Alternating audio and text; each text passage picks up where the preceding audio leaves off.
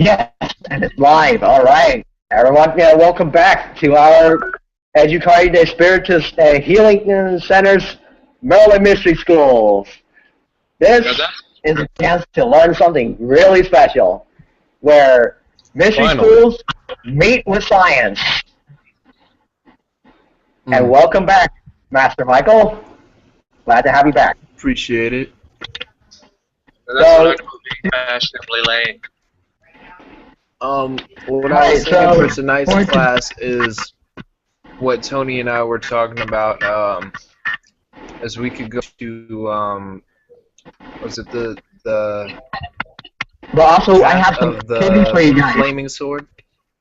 Yeah, but like, we also have some activities for you guys, because I actually planned this out when I read about archetypes in psychology class before. Like, which is why I want to ask you guys if you guys can go around and introduce ourselves. And who is your favorite archetype?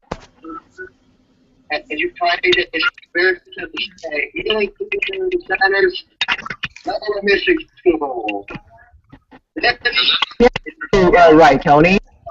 Really special. Where mystery school meet with science. You're cutting out a little bit, Andy. Welcome back. Are we going to do the Path of the Flaming Sword tonight? I don't know about that, but personally, like, if you have any suggestions, let me know, then we'll plan it out from there. That's what Tony and I were talking about that we're going to do really? for tonight's Okay. show. The Path of the Flaming Sword, which, Okay. So, Now, can everyone... Andy, if you already have something planned, we could just... What I was Well, going we'll to add it say in. Don't worry. The Go ahead, path, Tony. The Path of the Flaming Sword, you can actually use tarot cards to... yeah, hold on a second, let me finish what I'm saying. Yeah, you can use tarot cards, and it ties in a love. Activities for you guys, because I actually plan to reach out when I pay the rent. Okay, Tony? so Oh my god. Just pause the video! Thank you. Anyway, you can tie the archetypes into it. Introduce yourselves. And to the cards. Oh my god.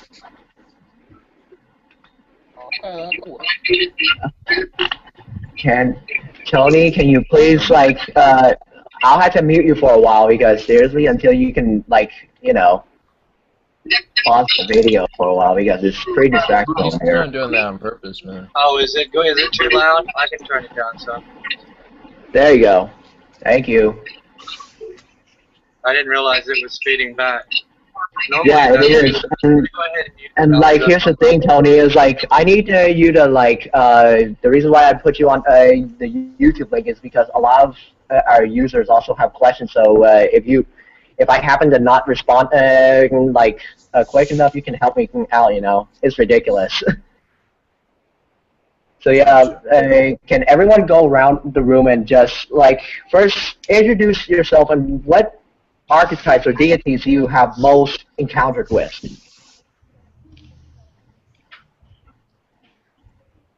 So.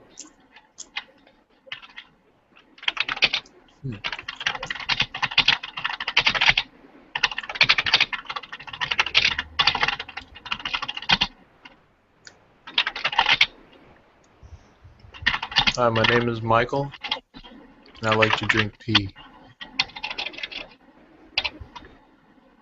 So what was your deity, Michael? Okay, let me take it. Let me be serious. Okay, I see what the problem was. I had on YouTube playing at the same time, so it's all set now. Oh, okay. All right, that makes sense. So what are you saying, Andy? Like, tell me more about, like, what archetypes or deities that you personally have personal connection with. Well, what I was going to say earlier is whenever you're working with the archetypes, you can actually do that in a certain order because certain archetypes exist within the path of the flaming sword.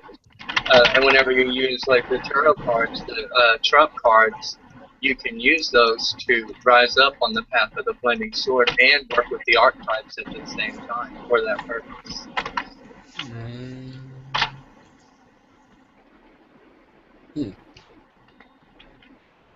Right. So, what about you, Tony? Like, what archetypes do you have in mind? Well, I don't know. I'll have to check them out and see which ones would be more advantageous. But I believe Hermes is a good start, or Thoth, either one, because they, as far as I know, I'd have to double check, but I'm pretty sure they exist within the realm of Yasont, which is right above Malkuth. So. Speaking of they are, Thoth, the keepers of the crossroads, the keepers of wisdom. So, and it is good to build a good foundation first before journeying forth. You want to make sure before you go on a journey that you've got physically, you want to have water, rations, supplies, stuff of that nature. So before you start jumping around on the tree of life, it's a good idea to have a good foundation so you don't get lost in the forest. Okay. So what about you, Bonnie? Just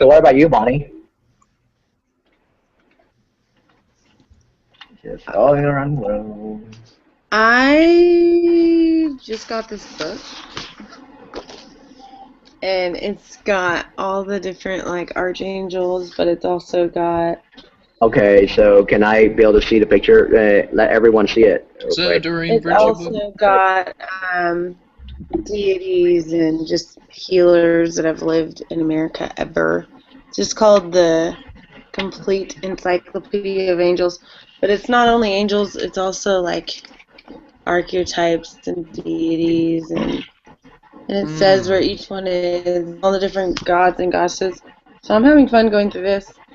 But I mean, the person, I guess, the deity I work with the most would be Yogananda, Parahans Yogananda, because I do a lot of meditation, and I'll invite him into my meditations with me. But I don't really do a whole lot of deity work. I mean, I work with the archangels, so between the archangels and Yogananda and God, it's kind of got my hands full with that. I like to do different invocations with the different archangels. So this book has examples of different archangels you can call into your practices depending on what you're specifically looking for. So I wouldn't say that I'm specific to anything actually. I like to read about it all. Makes sense. I'm Bonnie, and I'll be along because I'm trying to go to sleep early so I can wake up at 6 o'clock in the morning and do Qigong every day. And ideally Reiki and Qigong. And then go work out. So to make things speed a little quicker, can everyone just try to introduce briefly about their deities and about themselves, because we're going to get straight into. So let me see here. I'll pick. Okay, Jenna, can you go on from here? Okay. Well, actually, the only experience I guess I could say I had with any kind of archetype or deity would be, I mean, you all have heard it before, but I was talking with Tony about Azrael, the angel. A lot of people call him the angel of death, but he's the one whom God helps, and he is known to also be a speaker to different prophets throughout history in different names and different forms. So he's just a name that's come up in my consciousness several times, and I don't know why, and I'm trying to figure out why, and that's my only experience or anything. He also helps with release. So, a like yes to what you said about like helping transcend from this world to the next, but also if you're going through some kind of like physical or emotional or spiritual release, it might be popping up to you more. Okay. Interesting. Okay, And so you can always just ask for help, like, why is this coming to me? And you can ask him to guide you on like what is it that you're trying to, what's the message you want me to have right now, you know? That's what I've been asking the past few evenings, and I haven't quite gotten an answer yet, or at least haven't consciously remembered an answer yet. I can find it okay. for him, which will be like more specific like thing you can do. Well, But Bonnie, also, you can actually do that like on the chat room. Like you can message what you guys want him to say on there. But we'll have to like let other people read come your in. intuition So, and interact with the angels. Go for it. That's how they respond. so Elias, do you have anything? So, what about your deity or archetypes? I don't have any idea. Yeah, totally don't have any deities. Real life God of There's War guy Goku. right here. Oh, Yeah, I wish Kratos? Goku was a deity, right? Oh, So, Kratos? yeah, Kratos. Nice. Yeah, you're gonna help me kill the gods, bro. You just don't know it yet. Oh, But okay. my archetype, I guess, would be the hero. And let me see here. Where about? Let me see. Insect, are you still there? Or Deanna? What is? Oh, what about your archetype, His Deanna? name is Daniel. All right. So, Deanna, can you introduce us about your archetype What's an archetype? or deity? That means the person that you worship, the person you admire, or a figure. Let's put it that way. Oh. That represents an emotion or something Oh, that. dude, you should have said that. It's more so a character or figure That is not that how you you explained it resonate the with. first time, or else I would have had a different answer. Yeah, That, dude. like, you resonate with that explains your character. Like, say, if I like Jimi Hendrix, I resonate with Jimi Hendrix. That's my archetype. I know exactly who I resonate with. Oh, Deadpool. okay. So My basically archetype it's is Deadpool. it's a person that you act similar to. Okay. Well, mine is Sailor Moon. It can even be an anime character. Go. Huh? You said it can't? Or I can it? would say, It's Mine- Oh, it whoever can? kind I of would reminds say you of yourself. Henry. That's why you're so into them. You Possible. Yeah, part of I would them reminds you of yourself. Actually, no, Deadpool. it wouldn't be. Actually, no, it wouldn't be Sailor Moon. It would be Lucinda Price from the book The Fallen. Honestly, the best romance novel ever. So yeah, it would most likely be Lucinda. If you ever read the book The Fallen. The Fallen? With the Yes. picture of the angel on it? It's not an angel. She has like long black hair and she has long black hair, black dress. There are like 3 books though. One has a picture of a dude that looks Thì kind không of ai like nói that. cho con biết hết trơn á, con chỉ ăn cái gì con ăn à. No, hold on. I mean Okay. this book. That book. Because it's awesome like that. That book is pretty legit though. I read it. The first one. Okay. So. Or Bruce Lee. Those archetypes. Yeah, I guess like for now we're gonna have to like move on because it seems like so many people want to introduce their. Wait, hold on. Everyone has to go their turn. Okay, then we'll have to speed through because we're gonna also have a 10-minute lecture and then after that we'll go straight for the activities and Everybody deserves the equal amount of time to share their perspective. I agree with Mike on this one. I have not much to say. So, like, you just asked who I look up to or like what character I refer to myself to, and I think I answered plain and simple. Yeah. Yeah. So. Which is fine. I mean. Yeah. But I'm saying everybody gets the equal amount of time to answer. Oh yeah. Yeah. You know, so. Okay, next person or. Whoa.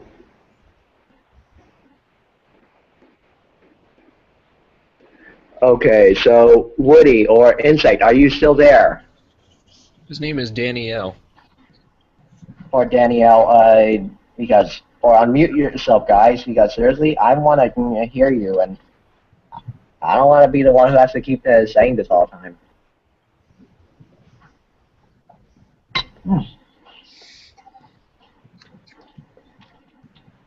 Insect, hello? Hello? Oh, okay. Yeah, he said that my camp isn't even connected, so I'm going to say knew it. The space in which the stars exist, huh? Okay. Okay, Nui. That's from Egyptian. Also from the Book of the Law, but that's from Okay. What about you, Woody? If you're still there. Yeah, I'm still here. My name is Woody. I'm in Norman, Oklahoma, and I'm retired. I don't really have any deities or anything. The only thing I know is I've always been fascinated with crows ever since I was very young, although I've been told my personality is totally the opposite of a crow because I'm not aggressive enough. But still, they've always fascinated me, and I've always liked them. And I don't know. I know there are spirits out there that help me, and sometimes when I know something's happened that has to have been brought on by a spirit, I always thank the spirit. If something occurs but no names that I know of go along with them. That's about it. I'll let someone else talk now. Okay. Since I'm the last one, I'm going to introduce, because I'm the instructor, is my archetype is Shadow the Hedgehog. It's weird, but if you look at my... I knew it. If you look over my Facebook, I always name myself Shadow Buddha for a reason. And I know that reason, so ha ha. And like, to be honest, like, I'm actually one of the instructors, just like Tony and Michael on this chat room right here. The only difference is that I'm a little bit more scientific. Let's put it simply that way, so that way the audience can understand. Well, and also, Andy and I are scientific. Andy, I posted a definition of archetypes over in the chat box if you want to cover that and let people know what it is we're talking about. Oh, really? True. Okay. I mean, don't I give the definition before I, like, talk about anything? Yeah, that's the scientific way of doing it. I'm saying I'm Deadpool. Elias, you gotta be kidding me. Deadpool is your archetype. Never knew that. Yeah. I mean, wow. Everything that I've taught so far in the class, I mean, I understand what you're saying, but I'm saying everything I've taught so far in the class, I gave either some type of empirical evidence or definition or logical explanation. Wait, did you see the picture in the chat box, Andy? Yeah, I did. It's good to balance spirituality. It's not a blue waffle, is it? No, it's Deadpool. Alright, so we're going straight for the lectures going up. So get ready. Wait, I didn't say my archetype or deity. Oh, okay. Then go for it, Michael. I'd say my archetype is definitely like the wise. Could call him like the wise fool, or it could be the trickster, but also the wise old man. So I would say like characters like Merlin or It's even Mr. Miyagi. It's kind of the one that kind of helps the hero in his journey, like the mentor. So I would say, but even, you know, Hermes thought can be the trickster, but the trickster in the ways is just if somebody's kind of annoying him or just wasting his time, and so he plays tricks and keeps the real information from the unworthy. But besides that, I would say, yeah, like the wise old man who speaks words of wisdom. Okay. Yeah, I know. And that, just real quickly, can everybody see the chat box? Well, I can't, yeah, like I'm on my phone. Yeah, I actually saw it, and I already copied and pasted some of the definitions that you put up, Tony. Oh, okay. Okay, so let's go straight for the lesson. Today's lesson 7 on archetypes, deities, and God. So, to those of you who are Christians and would like to know who God is, this is my chance to answer your question. So, listen up. All right. Okay. So, give me one minute. Why in the world is my... Okay, my computer is Maybe we'll frozen. save the Path of the Flaming Sword for another class.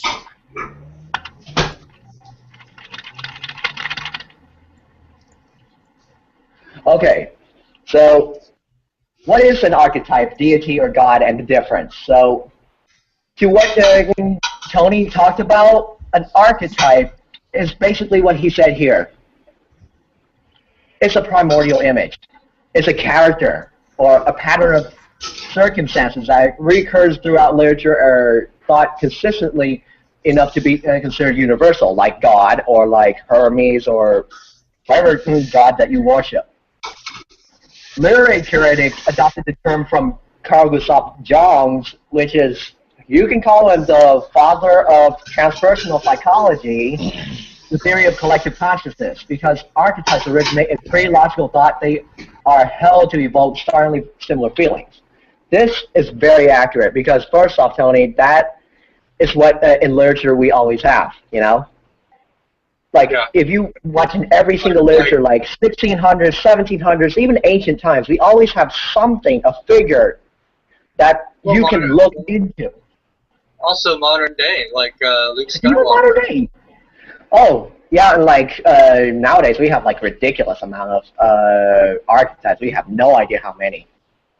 But according to Freudian or analytical psychology, which is almost nothing different, he defines it as a psychosomatic concept, linking body with psyche, instinct, and image. This is important for Jung, but also for Freud because he does not regard psychology or imagery as a correlation or reflection of biological drives. His assertion that images evoke the aim of the instinct that implies that they deserve equal place. In other words, we insert the values on what we put our minds into, and archetype serves that purpose.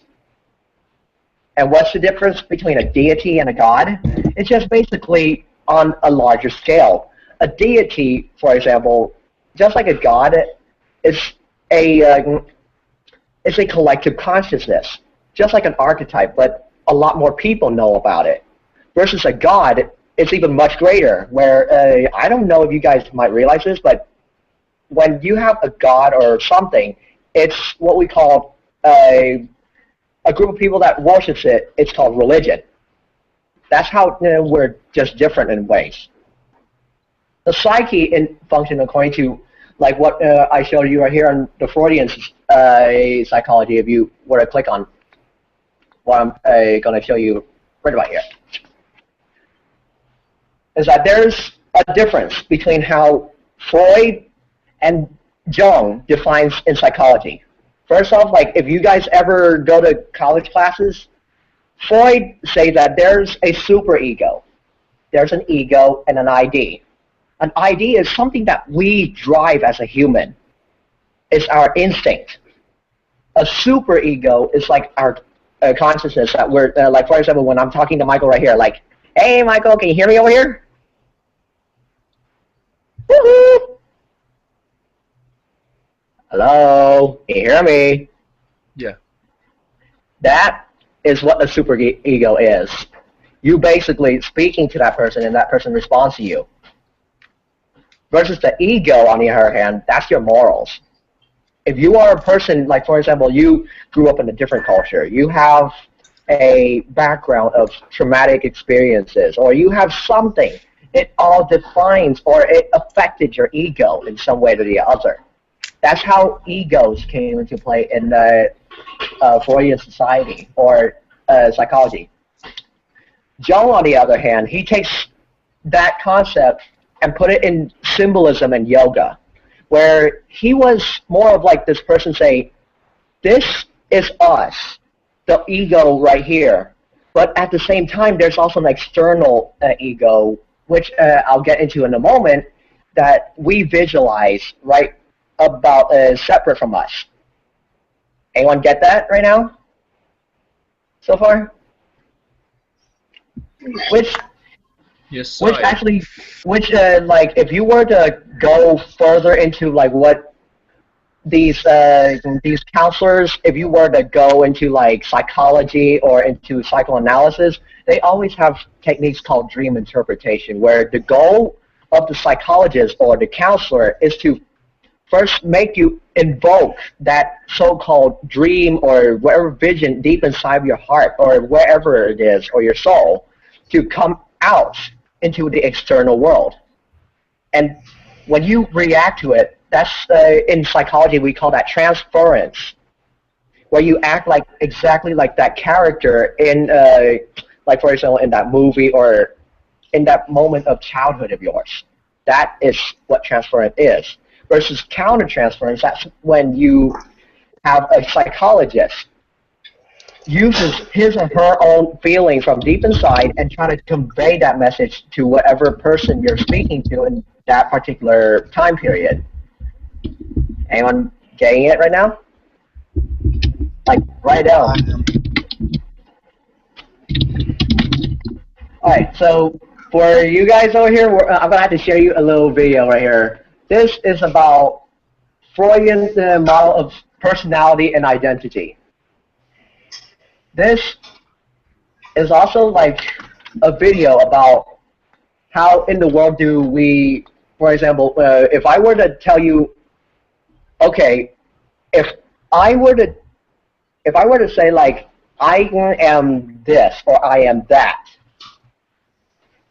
that is me giving you, showing you the ego. And there's also certain concepts that you guys need to understand about in psychology, like, for example, defense mechanisms. Why is that so many people have, like, multiple personality disorders or certain personality disorders, or even any mental disorders? It has a lot to do with this. So, well, one thing, if I might comment. So yeah. Okay.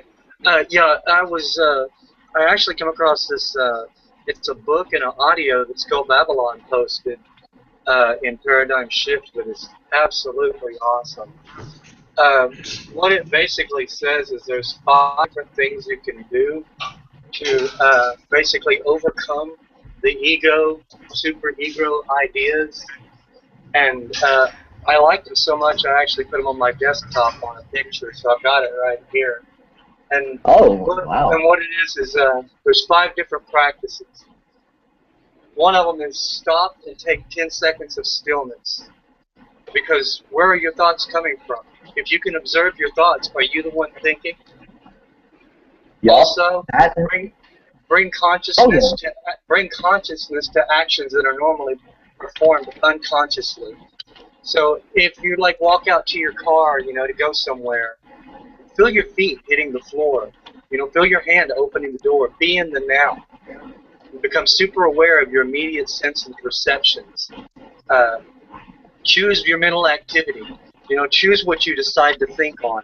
If it's not something you're thinking on, just observe it. If you can observe it, then it's not you. So what you can do is become the observer. And observe what it is that you're thinking of and observe your thoughts. And when you observe your thoughts, you take yourself out of the equation. And in doing that, you actually remove the ego from the situation. So the best thing that you can do as far as working with archetypes is observe them. Observe them as an energy that you're wishing to conduct an experiment on.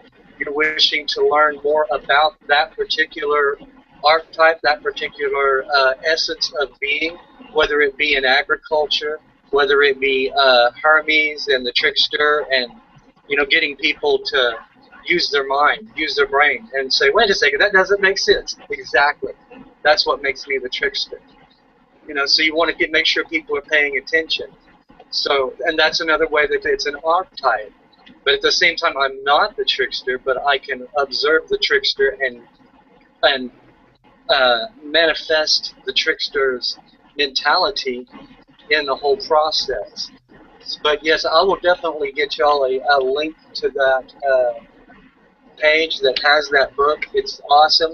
It took me about an hour to listen to it and read along with it at the same time.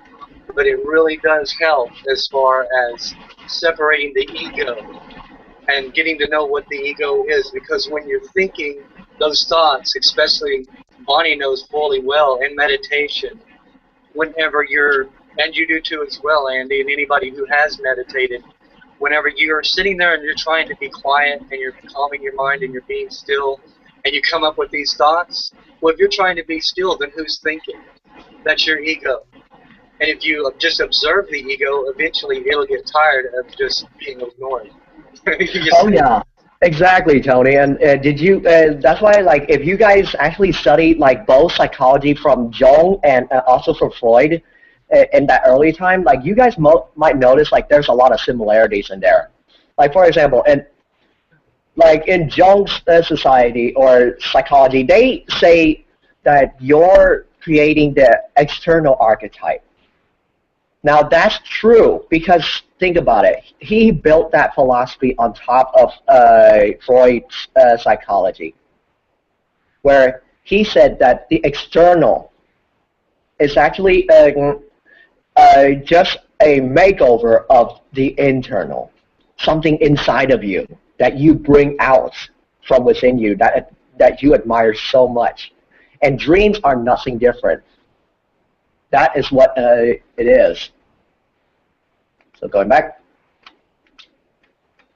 Now, how is Jung a little bit different from Freud's psychology? We're going to show you the next video, which you guys might also like to learn about, because this is old school stuff, and I know you guys are going to hate me for this.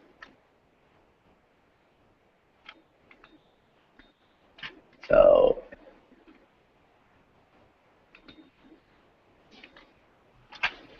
okay, where? There you go. I can't hate. Okay, can you hear the thing over here? No. Now can you see the video? Yeah, but I think it's muted. Oh, there it went.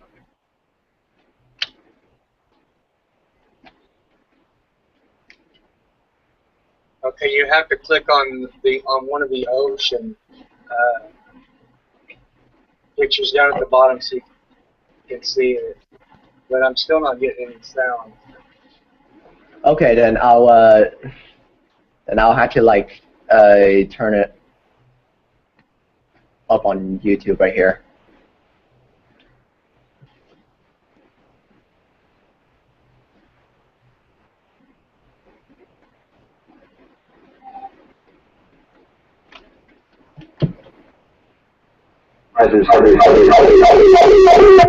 Never mind. You can just watch it up on YouTube. That's why I was like, heck no, this is gonna echo.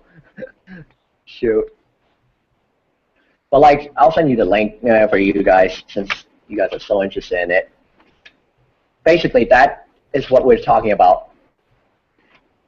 So, guys, just watch over that video for a while and like, tell me some of the things that you notice about Jung's psychology. Like if you after you're done watching it.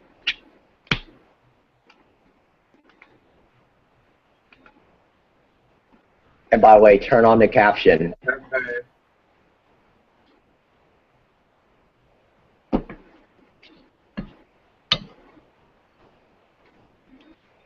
That's 5 minutes long? Yeah, just 5 minutes, not bad. Okay. I usually pick short videos that are educational for you guys because I know you guys deserve very good treats.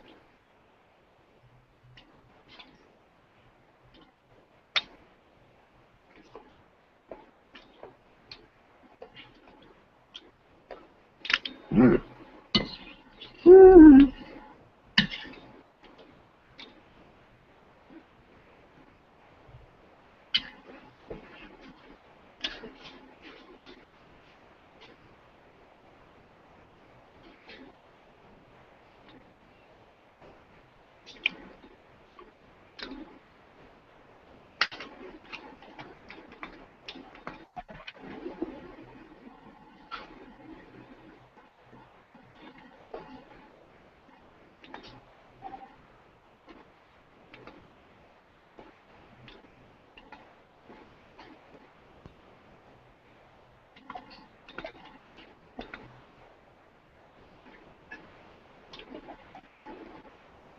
Now. Okay.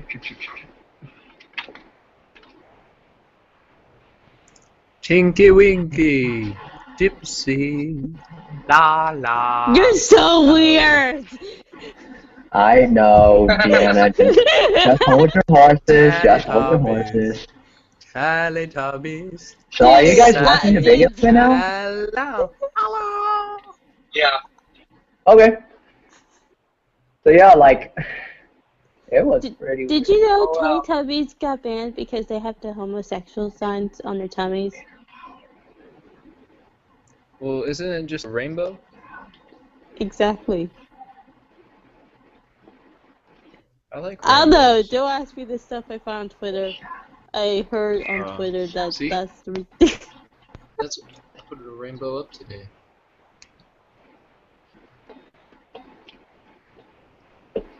Bonnie inspired me.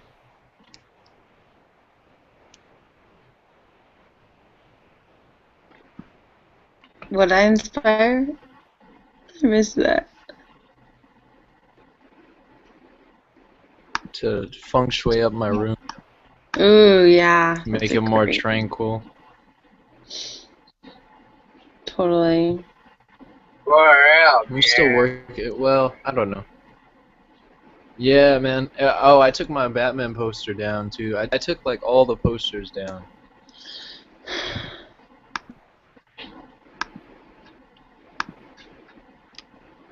Life work. Okay, so did everyone done watching the video?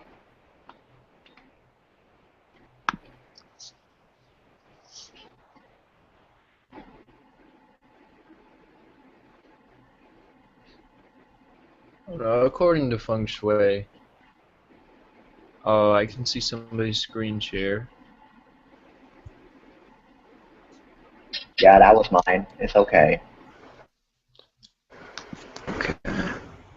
Michael, why aren't I you took it all sleeping? down, but I thought this was pretty cool. This was just an idea. Andy, why did you take Michael's job of teaching? Well, that's something I'll let you guys know See. at the very end of the session. All right, so. Did you see this, Tony? Hold on just a second. I thought it was pretty cool. Okay. I don't know, I've being finally creative, got it. you know. I've got Alright, that the link. I've got the link for that ebook and that audio file that I was talking about. I'm going to put it over in the chat box. And it's very awesome. It goes right along with what we're talking about now. It's different exercises that you can use to basically get to know how your mind works. In just the most basic form. You don't necessarily have to go to college for it. It's very simple. And it's just 5 practices that you can do daily. It's really not spiritual or religious or anything like that. It really really is just, at its core, the basics of how your mind works and how you can learn to control your thoughts. It's not really control, you just let them go. But anyway, yeah, it's over there on the side. I think y'all really enjoy it. Okay, so, like, what did you guys learn from that video that I showed you? Like, did you guys notice something? It has a lot to do with Eastern philosophy. Because going back from what I show you in the diagram in a moment, like, it's literally going to blast your mind out. I really had a hard time playing YouTube and Google Hangouts at the same time because my computer won't handle it. But I was able to turn down the resolution enough where I can get the gist of it. And yeah, it does have some. Well, Jung did base a lot of his thinking on the Eastern philosophy. So it just makes sense that if you're talking about Jung, that's going to happen. Right, right. So I was trying to watch it on your screen, but then you cut it off. Like I was reading the subtitles, and then you cut it off, so I couldn't finish it. Really? There was one thing that really stuck with me because it was talking about like you try to reach that goal of attainment of that like not awareness, but like enlightenment, reaching out for it, and the minute that you think you have it, you're already like gone. Like you're what was it? I can't even remember what it said now. But it just kind of stuck with me that you kind of obsess over this goal, and then the minute you attain that goal, it all falls away from you, and you never had it. Kind of what it was saying. Actually, you could get into the collective unconscious, Andy. Well, one thing that I noticed about setting goals is if you set small goals, it kind of trains you that it's okay to succeed. You know? That's true. If you just really the simplest ones, like today I'll take out the trash type of thing, Yeah. And when you do that, you actually set a goal-oriented idea in motion and complete it. And then after a while, it's not like something that is like so hard to reach, and then you can move up, and it's all just part of the whole process. So next is like, today I'm going to do the dishes and take out the trash. And before you know it, you have a whole list of things to do. Or today I'm going to work on finishing my book. My book. Or first page. Or the first page of my book. And just do that. Just set it up to that first page. But as long as you set smaller goals, you will learn. You will eventually get to the point where it's just what you do. It's just there's not like, well, I'm going to set this major goal and get it accomplished today. But just set up. I'm going to practice qigong. You start in steps before you start running. It's the same thing. Whenever you set a small goal, you take one step. You set any more goals, you take more steps until you get to the larger goal, which is done by a series of steps. I mean, just like they say, the journey of 1,000 miles begins with the first step. You don't think, oh my God, I've got to walk 1,000 miles. Yeah. Well, I think because this is one of the densest planets, it makes sense because if you look at all those steps and fast forward, it looks so fast. But also, exactly, Michael. But if you're focusing on the 1,000-mile goal, what are you missing in between? What all are you walking past? That's true. That's why you be in the now as you're taking those steps, because you might find something along that 1,000-mile journey that was worth appreciating on your way there. So it's not as much the destination as the journey itself. The whole journey itself. And being in that journey. That is exactly true, Tony. And does anyone here actually saw this diagram that that my mouse is pointing to right now? This that is actually the diagram of Jung's psychology right here. He said that just like something that is above, so is the below inside of you. Is that here is the ego that you're going through. This is like your deity that you try to like visualize. This is yourself that I'm pointing right here. The goal is to actually be like what we call the trickster, which is right about in the middle, right here. When you invoke or when you're trying to like make yourself be one with that spirit, your goal is to use this part of your trickster, enlarge this whole area to the point where it encompasses both the ego and the self. And it becomes what we call the circle of life, right about here. Couldn't you also call the trickster like the observer? The circle of life. That is exactly true, Tony. You can also call that the observer too, you know. And like, what's really important is that if you learn how to do that correctly, you're more likely to get to wherever you want to go, you know. So now we had an activity. This is going to be fun. Like I promise you, it's going to make you guys just love to come back to class. Wait. This activity I'm going to show you for today, but I'll be back in the seat next Wednesday. No problem. But like, so now. But I appreciate it. But like before we do the flaming sword, first we're going to like do what we call envisioning your emotions and looking at through the eyes of a human. So can everyone like try to close your eyes real quick? Just try to close your eyes. Now imagine a person that you felt like that is angry to you. What does he or she look like to you? And draw that picture of that person on your sheet of paper or on your mind.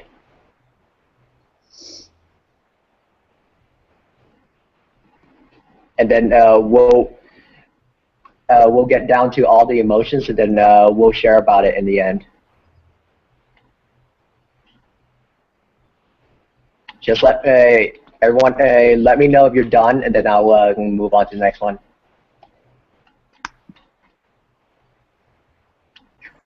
Okay, mine kind of looks like Miss Piggy when she's angry.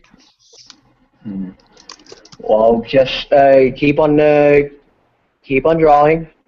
All right, the next emotion is a person who is happy. Try to envision that person, and then draw that on your sheet of paper on a different sheet. See what you guys get.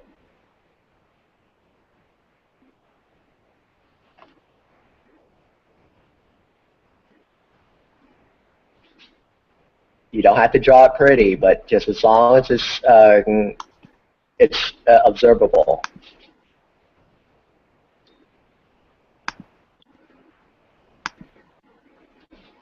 Let me know when you're done.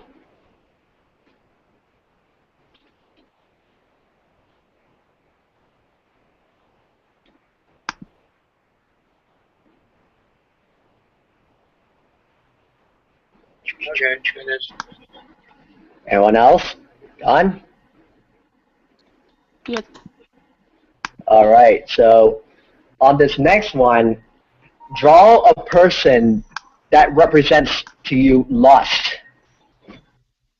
Like, it can be sexual lust, possessions, anything that represents obsession. Draw that person now and envision that person right in front of you.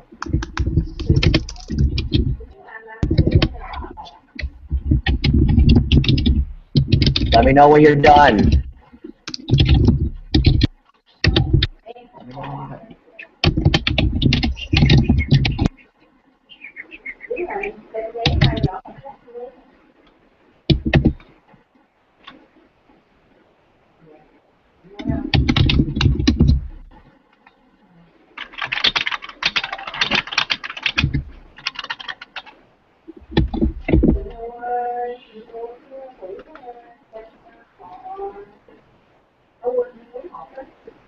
so everyone's ready. All right. Everyone's ready? All right, let's move on. All right, so the last and not least is a person who you admire the most. It's almost like the person that is beyond words, beyond emotions. What does that person look like to you? Draw that on another separate sheet of paper.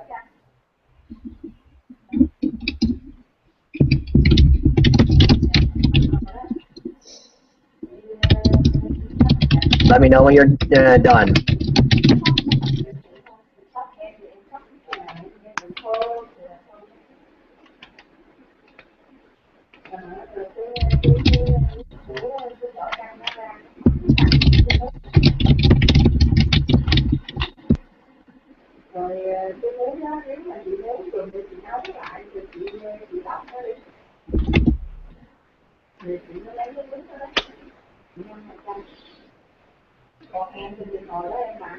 So everyone's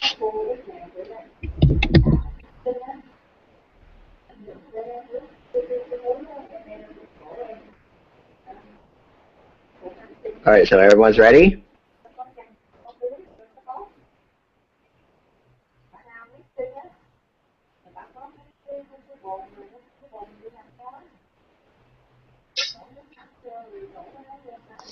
Everyone's ready. All right. So everyone's done drawing yet, right? Just give me a thumbs up. No picturing.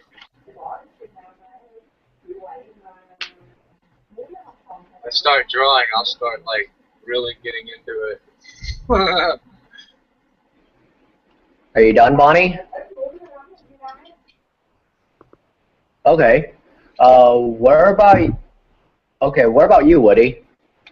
Or Deanna? Oh, you guys.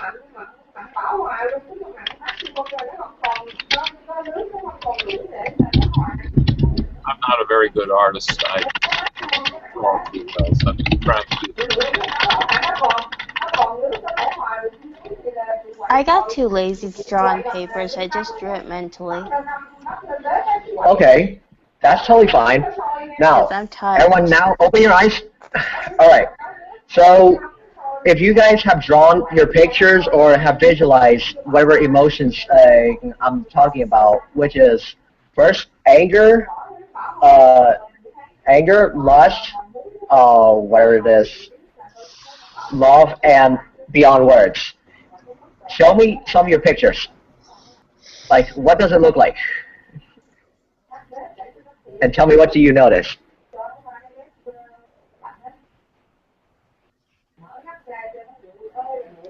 So, starting with you, pictures, I just like, see like right. black screens.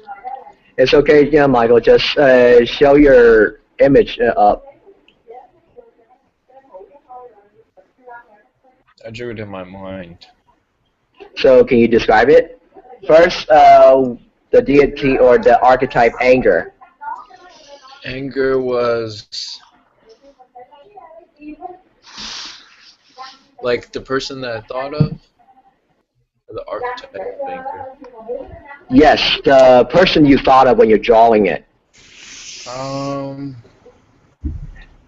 That one was a little tricky. I don't know, maybe Bill O'Reilly. Bill O'Reilly, okay. I didn't, that one was a little tricky. The other ones came easier, but that one was a little tricky because I couldn't really think of Okay, so a person in my life that I thought of as angry. So what about you, Bonnie? Do you have any vision in mind that represents anger? I didn't know if we're just talking about archetypes or people like. Yeah, we're talking about archetypes, but it came into imageries to our brains, so therefore our goal is to try to like make it known in drawing. So Jenna, can you show us like your picture of anger? I wish I would have drawn it now. Yeah, so what I did was I actually closed my eyes and just envisioned these kind of weird cartoon characters every time.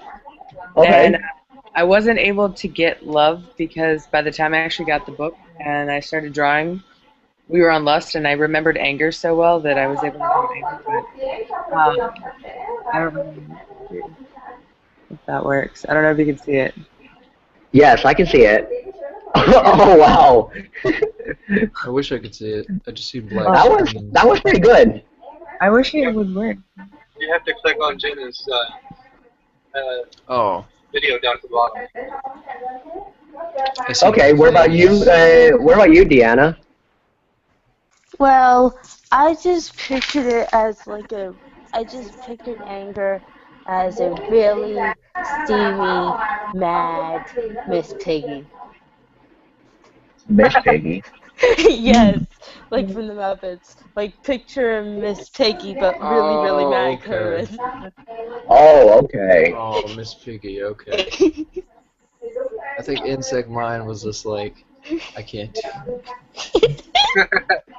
I can't. Okay, and what about Woody? Because I know he has been a little bit silent. That's Woody. Woody, can you show me your archetype All when you you're gotta do is invoke anger? his name and. I didn't draw one. I just mentally visualized. I am not a very good artist at all. So It's okay. Well, I'm saying because I mean, like how fast that exercise is. I mean, we can't expect like really good portraits. I mean, it's. Right, I just kind of envisioned stuff and wrote it down what I envisioned. Yeah, that's a good idea. So, what about you, Tony? For each one of them? Or was it anger? Well, for anger first. Yeah, anger, lust. First is anger, lust, and then love, and then beyond emotion. Okay.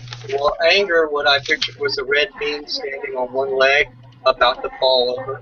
A red bean? A red being. Just a. Oh, okay. A red person standing on one leg, about to fall. Is anger. Okay. Okay. Happy, I got a bluish cloud that fades, revealing the sun behind it. Lust, a person moving sensuously with little openings, like openings in their body that shows the hollowness inside. That show their body parts?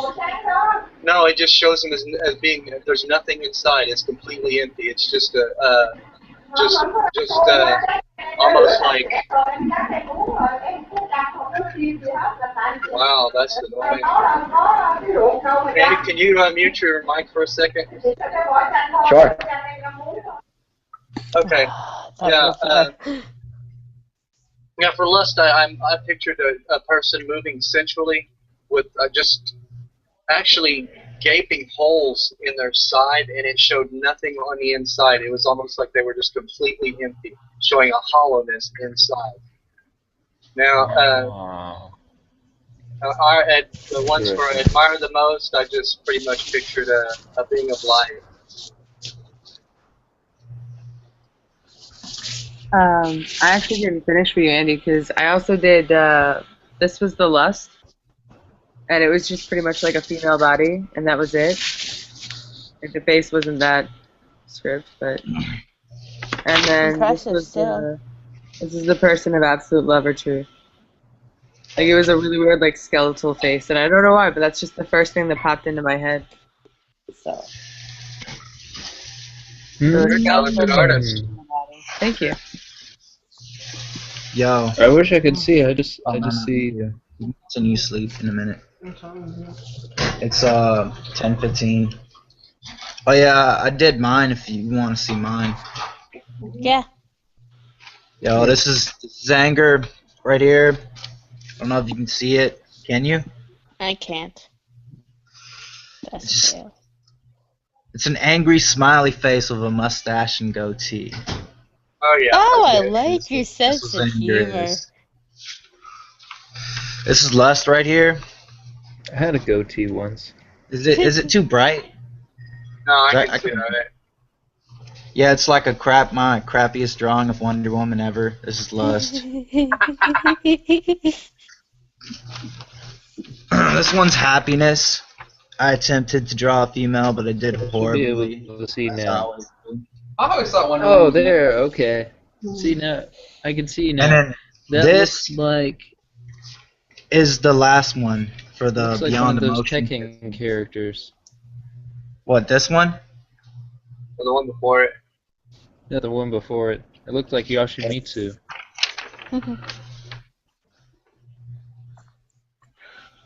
Yep, definitely Yoshimitsu. His mask. Oh wow. Yoshimitsu's happy though. No, this one's just it's what Wait, I that's the envisioned. one for Lust? Nah, the one for Lust is this one. It's The this Wonder one. Woman. The bad drawing of Wonder Woman, Okay. I guess. Yeah. I feel kind of bad because she looks like a man. It looks like a feminine being. Right. No, she looks We like didn't Nicki have that This is Minaj. the last one. I guess Andy called it Beyond Emotion, but this is like a person and like Looks like a guy waves powering up. of like Yeah. I guess I don't know what the waves would be. Yeah, doesn't it? That is cool. Okay. Yeah. Yeah, I wish I would Yeah, I'm not a great drawer. something. I just. Oh, we didn't have that much time. Though. Yeah, we wasn't necessarily an art contest. Yeah, that's true. It kind of.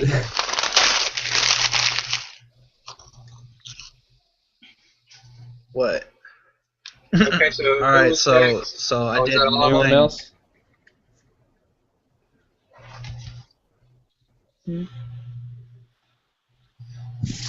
I don't know how to draw Bill O'Reilly. He probably looked like an egghead. Oh, I think that was everybody, wasn't it? It was. Okay, Teach, we finished. Okay, guys. Sorry if I did. Okay, I did so mute myself. what? Alright, I want to ask you guys like. more drawings. Okay, I need to ask you guys something. Like, can you? What did you guys notice about some of the archetypes that you envisioned in your head, you described, or you saw some of you guys draw it?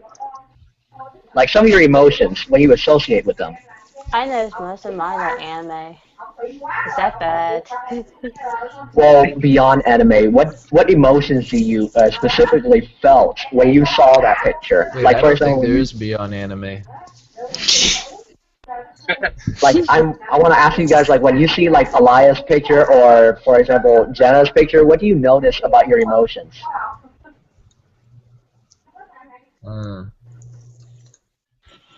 I wish I got to see Jenna's. All right, Jenna, show the one with lust on there, and let people try to feel it real quick. Okay. That's actually a good No, drawing. not on the internet, bro. It's okay. It's okay. Damn, wait, it's I like wanna see. Alright, no, let me do. Mom was all like, This is a Wait, college. This is something you'll have to get used to someday. Oh, okay. so I have to learn how to draw That's naked beautiful. chicks properly. Aww. No, like I Never mean, know. I have a tantric book, Oh, and Michael, I mean they look very similar. There's the other one. Oh wow, that looks like Yoshimitsu's wife. And then that's my anger. Alright. Like, No, that looks like did you- Yoshimitsu. Like, here's That's your anger? Jenna, like, for me, like, I don't know about you, Jenna, but Those are really good, Jenna. remember how you draw that picture of anger on there, where where you invoke that deity? What does it feel to you personally when you Feels draw like a that? person yelling like on nonstop. That's just like what I got. That's why I drew like did this weird face, but it was actually more angular, more actually severe in my head. Exactly, and here's like if you were to give it to another person, like for example myself, when I look at that picture, I thought I was gonna laugh because he was trying to like burst his laughter or something. Yeah. I know, it looks funnier than it really did in my head. That's what I was gonna say. One thing that I noticed about it was his mouth is open. Oh yeah.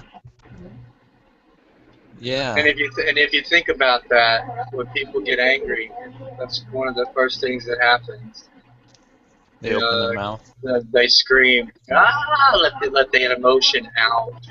And sometimes it's words, sometimes it's just yelling, you know. But it's True. immediately the mouth open.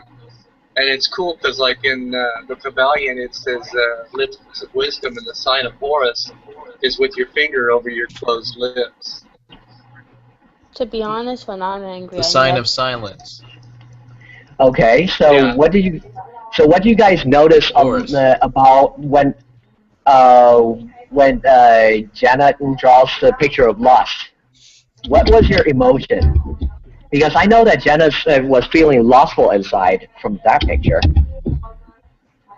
No, like I said, there were images that popped into my head when you said to close your eyes and focus, and that I had a female form pop up. But More they female associate with you in some way in your psyche. So Jenna, can you like explain to everyone like what were you feeling when you drew that picture, like the emotions when you decided to associate yourself with? Can I plead this? Can I pass this question on to someone else who can explain that? That's a bit of a one of those things where it's kind of like I'm starting to blush, and I'm okay with not answering that one. I think you'll feel better if you. It's up to you. Well, I mean, I felt like I was horny. I mean, Okay, see? Did you feel better now? Think about you. Did you feel better now? No, because now I feel really weird. Oh no, that's absolutely fine. That's absolutely fine. Don't be ashamed. What about everyone else? No, I thought about the way that my body feels when I get that way, and I guess they just translated into the female body because of it being my body and how I like that. So what about everyone else when you look at it? Well, I'm saying because when you draw those pictures, I mean, it's like a part of you. It resonates with a part of you, so that's. Yeah. Well, to me, I applaud you with that. Good job. It's interesting because with the picture, you know, you're not getting anything but the surface, and I think that's really cool with lust because that's pretty much what you're doing. You're just getting the surface. There's really not the whole person isn't there. Just the curves are there. Just the part that makes you feel those feelings, but that's only superficial. That's just the outer shell. That's just the surface. There's a good example in that movie, Eddie Murphy Coming to America. He's like, because they pick his wife for him, and there's just like, well, we find you a very fine wife, but he's like, I want a woman to love me for who I am, not what I am. Right. And it's like the same concept of right. You just see things on the surface, but below the surface is who the true being. Oh yeah. Now here's something that I also noticed. If you guys have noticed this, is that when I look at some of y'all's drawings and how you describe it, did you notice that when you put more efforts into describing vividly what that picture looks like in the example of what Jenna was doing, did you realize that you were also affected by that same emotion in there? You notice? Yes. Like even the person, like at first that person who drew that picture got affected first, and then it starts spreading to other people in the chat room already. Well, isn't that like the psychology of art, where art is an expression of emotion, and if you do it right, you actually can convey an emotion through an artistic rendering or a medium, whether that be a sculpture, a painting, a song, a poem, or maybe just how somebody talks. True. Very sure. Okay, so like that's exactly what's going on in Jung psychology or Freud society. It doesn't matter where it came from, but what matters, guys, is that when you first learn how to experience an archetype or anything, the goal is not about envisioning only. When a Tibetan Buddhist monk or any mystery school people taught you that you have to envision that person, you not only have to visualize it personally, but you have to be able to describe it to other people, like through an energetic field or an expression, like through arts, through music, or through anything. That's the goal. Well, Andy, say for instance, like what you were asking me, how do we, for that exercise, and make sure we completed that exercise, how does that work? Complete that exercise? Like, how does that work? Like, what do you mean by that? To know that we completed the exercise. I mean, we just showed each other, you know, drawings. Okay. But, I mean, as far as completing the exercise, what do we do? Yeah, did we complete the exercise? We already did Is there complete the still more that exercise. we must? When you guys finally done drawing 4 pictures and you show it to other people, you are already done with the exercise, and that's precisely what I want you guys to learn about. Is that the moment you put, the more you put your effort, your energy into something, it becomes more vivid. Oh, I get it. It becomes external. I mean, that's for why, me, that's why I want to tell this to not only you, Deanna, but everyone, that if you happen to have shadow people in yourself or in your house, just imagine that as your drawing that you just drew, or Jenna or any of you just drew on your paper. It's just a picture that is lingering around your house. The moment you learn to if you burn draw away, more shadow people, you might draw more shadow people to you. yeah, and it will draw more people into you, and eventually it's going to overwhelm you. The goal is to not draw it anymore and burn it away. The moment you purge that effort away and not pay attention to it, it's no longer there. I get it now. Okay, that So makes sense. So, for instance, like with Bill O'Reilly, how does that? How do we get that away? For instance, like anger. I still can't believe how stupid I've been over the years. Maybe you can envision yourself giving Bill O'Reilly a hug, and then he magically disappeared. Wow.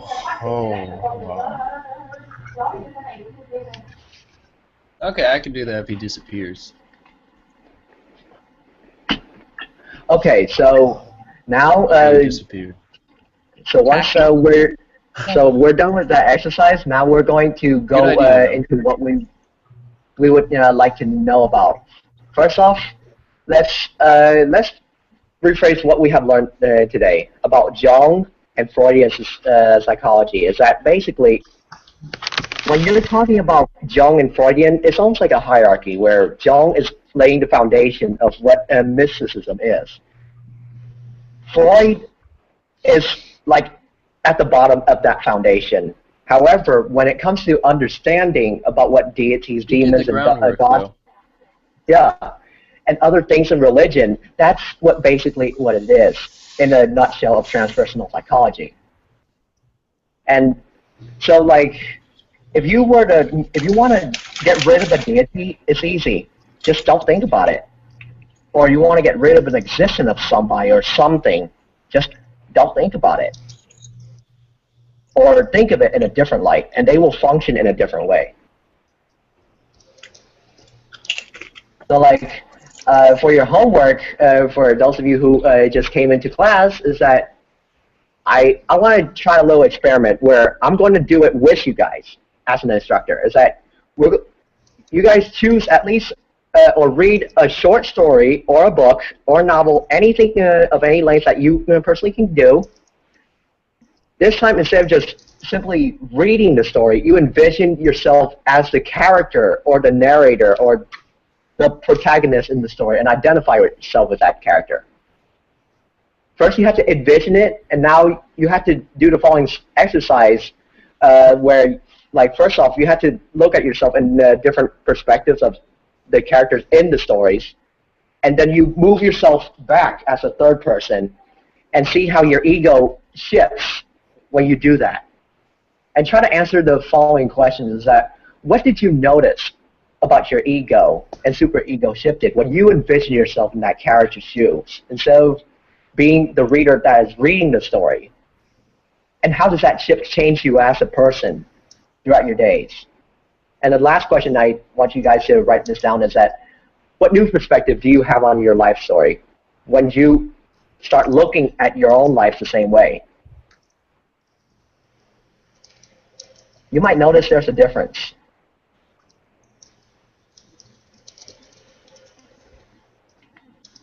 So the only thing that we want to do for the next like 24 minutes is, what is one thing that you learned from today's class? Something really interesting that you finally caught up in your mind. Anyone? Yeah. As I moved my hands across the paper and I felt the emotion and I looked at the picture again and I looked at what I felt like was on the paper, I was like, whoa.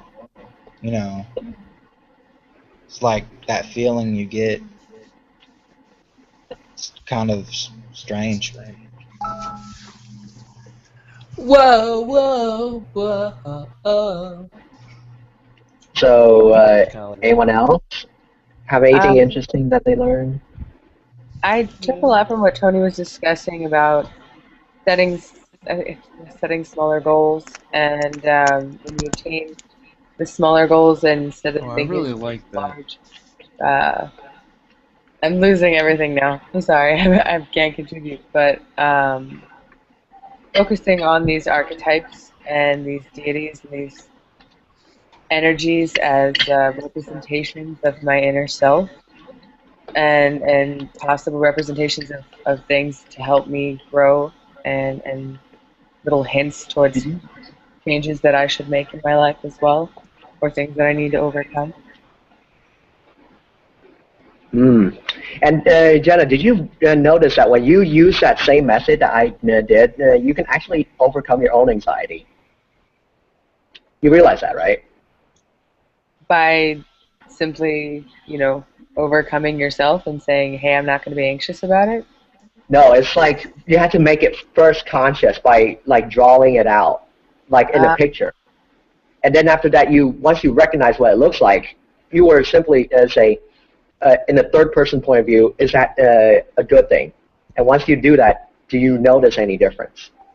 That's why I make you guys like read a novel for a reason, or draw pictures, because these stuff, we can identify with them a lot. All right.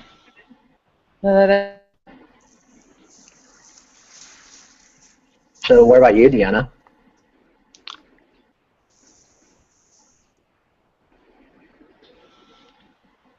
Well, I just find it like interesting, like thought-provoking, and I never really saw that way. And that would actually explain a lot. And actually, Andy, I think I might need your help with homework. Because, yeah, like, I really don't know how to explain this in words at all. Yeah. It's just interesting because I've never thought of it that way. But yeah. So what about you, Woody? Like, what anything new you learned over there? Because I knew you were the silent one.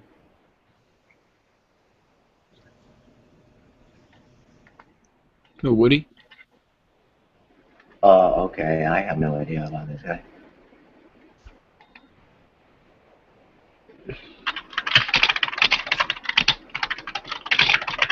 Is Bonnie still over there? Well, Bonnie has to go. It's okay. She left. Oh, okay. Oh yeah, Well, she said she went to practice. okay. So, what about you, Michael? What new things did you learn when you like draw or any of the exercises, the homework that we do, or even like what did you learn the most out of it? From the exercise? Or like from the whole lesson that we're doing? What did you notice? Definitely that thing that Tony read was very you know, insightful. What you said, that exercise, which I wish I would have drew different things, but I see how these different archetypes just speak to different portions of the self and the psyche, and I do understand that by envisioning or by drawing. Oops, okay. Let me see here. Tony, can you, is there anything interesting you learned? Yeah, actually there is. Whenever you did the artistic rendering, Kick me out. I found it interesting Okay. that mainly with Jenna's drawing, but it's not just with Jenna, it's with anybody. When people are trying to associate a certain feeling or what have you, they focus on not the whole, especially if they're not having a large length of time to do it. They focus on like certain aspects or parts of the body, depending on what it is that, as far as being happy is. But of course, it's not necessarily just body parts. It's like with mine. Whenever I done mine, I noticed that it was also like colors with mine. But I guess that kind of goes along with. Of course, I have because I've been doing the Kabbalah for a while. I kind of have an understanding of the. It's just my mindset because, to me, anger is equal to too much severity. We're being overly cruel, and it's also out of balance. So I think that's why I had that red person standing on one leg about to fall because they're out of balance. And the blue, of course, with the cloud. What's interesting is.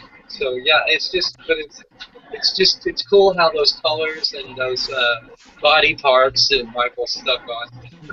Body parts. Well, also, I think it's really cool, Tony, that you even mentioned that you're taking things that you're learning now and reading the Kabbalah more frequently and things that are in your head right now and that are natural symbols for your mind to take on. It's like taking on shapes that would make sense for those things based on your experiences at this point in time. Yeah, absolutely. Well, what's interesting is that's the whole part of the ritual, what Andy's talking about here, because what you do is you have to use things that are symbolic to you. Like, for a wedding or something to mean something to you, it has to be something that's symbolic to you. Because, I mean, if, for instance, someone uses a symbol I don't know, say a pretzel or something, or but you've never really had a good experience with a pretzel, or you just don't give a shit about pretzels, then I mean it's really not going to mean anything to you. So I mean, it's like the symbolic language that speaks to below the conscious mind. I mean, I think that's really the key, especially in any type of ceremony or ritual or rite. So, makes sense. Yeah, it's like if you're like maybe an uncle or an aunt or possibly your grandparents, you remember going and visiting them during the summertime and they own the pretzel factory. You might have a different idea about pretzels. True. Alright, so before I end this live pretzels. chat, I was just trying to come up with something. Michael? Okay, so before I have to end this live chat, I want to ask if any of you have like any questions, or this is an answering question session where if anyone in the chat room, on YouTube or anywhere have any questions for the instructor or for anyone here like about the lesson or anything, just start speaking before I have to end the live chat. Anyone? Definitely live long and prosper. What was the lesson? Was it The like lesson? Carl Jung or Jung? I mean, I understand it, but you know, it's, to some people, like, wait, this is Merlin's mystery school. How does psychology or Carl Jung have? What does that have to do with magic? But whenever you actually start doing the path working and what Michael was talking about, the path of the flaming sword, and start working on the tree of life, which is the predominant diagram in the Kabbalah, what you will find is you will be, in essence, your own psychologist. Because you'll be having to deal with these emotions and situations and the shadow self, if you will, that you might not have ever faced before. So yeah, like to those of you who who listened to Tony's question, like the reason why I brought up Freud and Jung's That's stuff so is true, because though, Tony. a lot of people actually are more familiar with Jung and Freud, and it's like science where we learn in school a lot. However, They in order both to learn they both were spirituality, pioneers into what became psychology. but in order to like be able to like get people to know what magic is, we had to associate with something that we understand, which is science. It's something that we faced for a long time, but we're going to Some put it people in a different understand perspective. science. That's what the mystery is. Yeah, that's Not why I everybody. try to balance it out. I try to balance it out because I'm a skeptic. I really am, and I really have to have that scientific backing there to be able to recognize that, hey, there might be something to this. You know, I actually test stuff with scientific method.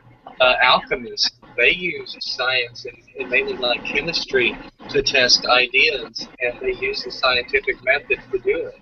And you do the same thing in magic. You know, you set up certain controls in a situation, and then the variable.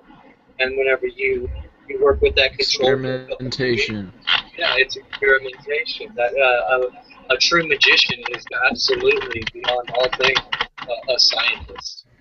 It's really getting right down to, because we're working with science that's not currently understood by Western society. And that's actually the definition, you know. That's actually the definition that really come up with. That science and magic is the science and art of causing change to occur in conformity with will. So, Elias, do you have anything to methods ask? that are currently understood by Western traditional sciences. So you see, they're both very similar, and science is catching up. Quantum physics has done the best to bring to light in a scientific manner a lot of these fields and areas and path working and all that. Quantum physics. Yeah. Let me say something. The word science means to know. Yeah, my bad, guys. No problem. You guys are all awesome, and I gotta say, when I say you're awesome, I'm really saying that we're all awesome. Yeah, I appreciate I really did learn a lot from the lesson, but you don't want to get me talking about quantum physics, man. I will bore you to death, literally, like Andy will. Well, it's okay. In fact, I actually know quantum physics. No. I'm a quantum physics geek. Well, once you get deeper into magic, there's something called the no-team physics, and it goes along with the weak force, the strong force, the electromagnetic force. Well, that's what I'm about to do, guys. Did you say the Goetia? Air is fire and water. I'm not a crook, by the way. So here's the thing, guys. Like, since you guys brought up quantum physics on this lesson, like I might be able to do the next lesson might be on quantum physics or something similar. You know. I am leading the next class. Right, and then I'll lead the next one. Because the thing is it's very important that we need to get a balance of both science and real real magic in there. Because by knowing how you do it in the first place, will you be able to make it effective? True. I mean, it's basically linking the two, because when they were both, the concept or the word was spoken to give the idea about what they both were linked, science and magic. Yes. Like Isaac Newton was an alchemist. You know, if you read his lost papers, he was an alchemist. Yeah, most Well, actually, honestly, I I would say think most of the all. scientists back in the day used to be alchemists, dude. Yeah.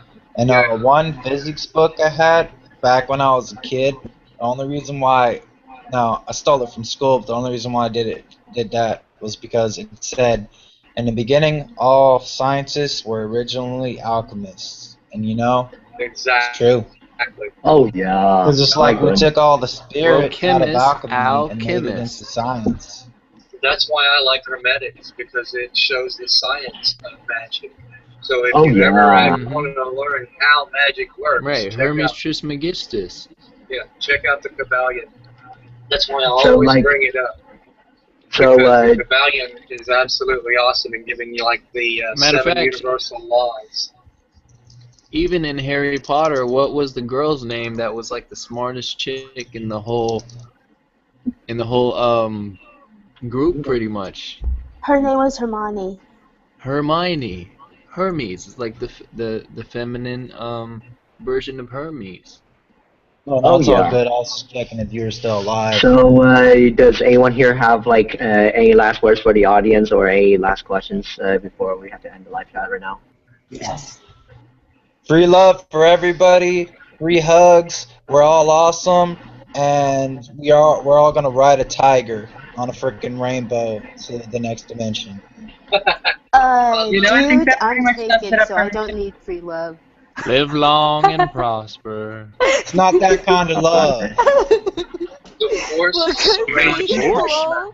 There's different types of Jedis